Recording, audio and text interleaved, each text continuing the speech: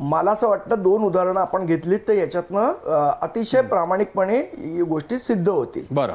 ज्या वेळेला महाविकास आघाडीशी उद्धव साहेबांना युती करायची होती, ज्या वेळेला त्यांचं ब्रेकअप झालं भाजपबरोबर, त्यावेळेला रोज चॅनलमधनं उठून संजय राऊत हे रोज बोलत होते का हो. की त्यांनी एक बॅकडोर संधान साधलं, पवार साहेबांची साधलं, सोनिया गांधींची साधलं, त्यांची चर्चा बॅकडोअर झाली आणि मग जेव्हा ते कुठेतरी आयडिओलॉजिकली ठरलं की आपण तिघांनी एकत्र यायला पाहिजे, त्याच्यानंतर या चर्चा चालू झाल्या. बरोबर आहे. ह्याच्यामध्ये कोणीच कोणावर प्रेशर करण्याचा विषय नाही. आज जर तुम्हाला खरोखर युती करायची असेल महाराष्ट्र नवनिर्माण सेनेबरोबर तर संदीप देशपांडे हा राईट माणूस नाहीच आहे ना. बरं. माझ्याशी चर्चा करणं. हो. तुम्ही कोणाची चर्चा केली पाहिजे?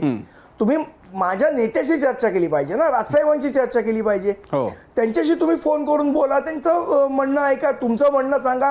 काय ते दोघं जे निर्णय घेतील तो आम्हाला मान्यच आहे ना.